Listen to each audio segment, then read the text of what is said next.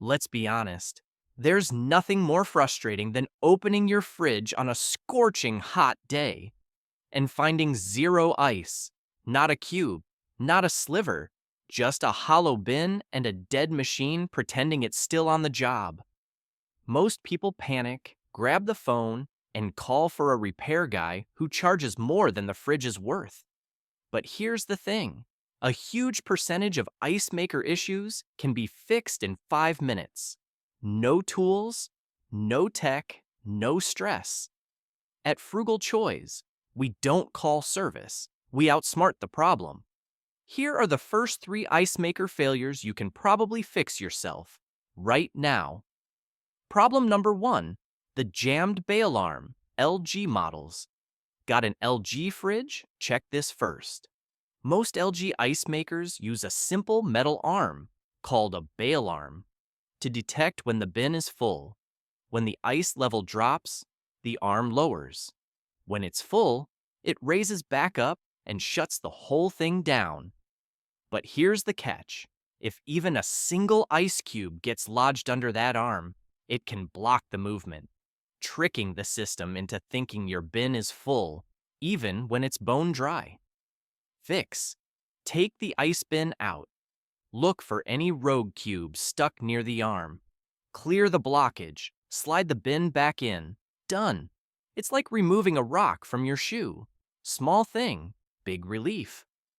Problem number 2, the ice bridge effect, compacted ice. Here's one nobody talks about. If you don't use your ice often, it starts compacting, kind of like snow after a few days. What was once fluffy turns into a frozen brick. That brick forms a solid bridge inside your ice bin, pushing up against the arm or sensor. So the machine thinks it's full, even though it isn't. Fix. Dump the entire bin. Smash the iceberg. Start fresh. Once it's back in and empty, your ice maker should start producing again. No tech required. Pro tip. If you don't use much ice, dump and refresh the bin every few days. Prevent the bridge before it forms. Problem number 3, the broken infrared beam. Samsung models. Samsung got fancy with sensors. Too fancy. Instead of a bay alarm, many Samsung fridges use an infrared beam to check if the bin is full. When the beam gets blocked, the system stops making ice. Sounds high-tech, until a chunk of ice falls into the wrong spot and blocks the beam permanently. Now your fridge thinks it's full forever. Fix. Pull the bin out. Look around the sensor area, usually across the back and side walls. If any ice is wedged near the beam path, remove it. Slide the bin back in, and your ice maker should kick back to life. No reset button, no reboot, just physics. All right, so you've cleared the bay alarm, destroyed the iceberg, and fixed the invisible laser beam. Still no ice? Let's keep digging. Because your fridge might not be broken. It might just be blocked in the dumbest way possible. Let's talk about problem number 4, ice jammed in the ejector fingers, GE models. This one's sneaky. Inside your ice maker is a rotating ejector arm, a little set of plastic fingers that push the fresh ice cubes out and into the bin. It works perfectly until it doesn't. What usually happens? Water flow is weak or ice production is slow, and the cubes come out half-formed or too small. They drop back down into the ejector slots instead of sliding cleanly forward. That jams the whole system, and when those fingers can't rotate, your entire ice maker just stalls. Fix. Pull out the bin and look at the ejector mechanism in the back. If you see tiny bits of ice wedged inside the slots, pop them out. Not with a screwdriver, just your fingers or something plastic. Don't force it. Once they're clear, the system should start cycling again like normal. It's like clearing a paper jam, only colder. Problem number 5, the filter that killed the ice maker. This one's brutal because most people think they've done the right thing. You replaced the water filter. Great. Except it wasn't the original brand. It was the $15 knockoff from an online megastore that fits all models. Here's the truth. Your ice maker doesn't care if the filter fits.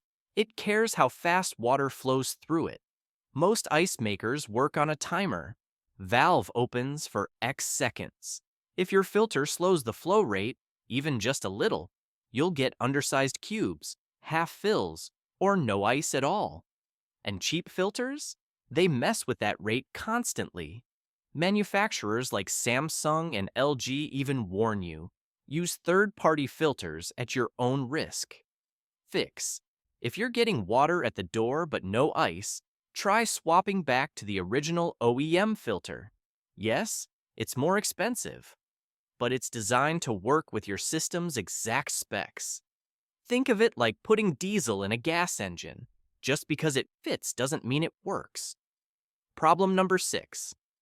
Your freezer's not cold enough. Sounds obvious, right? But most people forget this one completely. If your freezer's hovering just around 0 degrees Fahrenheit and the outside temps are warm, your ice production can slow to a crawl or stop entirely. Why? Because water needs to freeze at a certain rate. And if your freezer's too warm, the cubes don't form correctly. That creates jams, stalls, overflow, you name it. Fix. In hot weather, especially summer, turn your freezer down to around -2 degrees Fahrenheit. Give it 24 hours. Your ice maker should catch up and start producing normally again. This is especially critical if your fridge sits near a window, an oven, or anywhere heat builds up. All right, you've tried everything. Cleared jams, changed the filter, reset the temps, and still no ice. That's when you face the dreaded moment. Do I call a technician? Let's be clear. Sometimes, yes, you have to. Ice makers are machines, and machines break, motors fail, sensors burn out, water lines freeze, electronics get fried by power surges. But here's the part most people get wrong. They call too early, say too much, and get overcharged for something simple. So if you're picking up the phone, here's how to do it the frugal CHOISE way. Step 1. Be specific, but not too specific. Don't say, my ice maker's broken. That's an open invitation for them to upsell diagnostics. Instead, say, the ice maker isn't producing ice, but water is working fine. No error codes. I've already cleared the bin and checked for jams. Now the tech knows. You're not clueless. You've done the basics. They can't charge you for removing a single cube of ice. Step 2. Ask for a flat diagnostic fee up front. Most appliance repair companies will charge a trip fee or diagnostic fee. Get that number before they arrive. Ask clearly, what's your flat fee to diagnose an ice maker problem? And does it go toward the cost of repair if I go forward? If they can't answer that, call someone else. That's a red flag. Step 3. Know what's actually worth fixing. Here's a brutal truth. Some ice makers just aren't worth repairing. If they quote you $350 to replace a module on a 7-year-old fridge, walk away.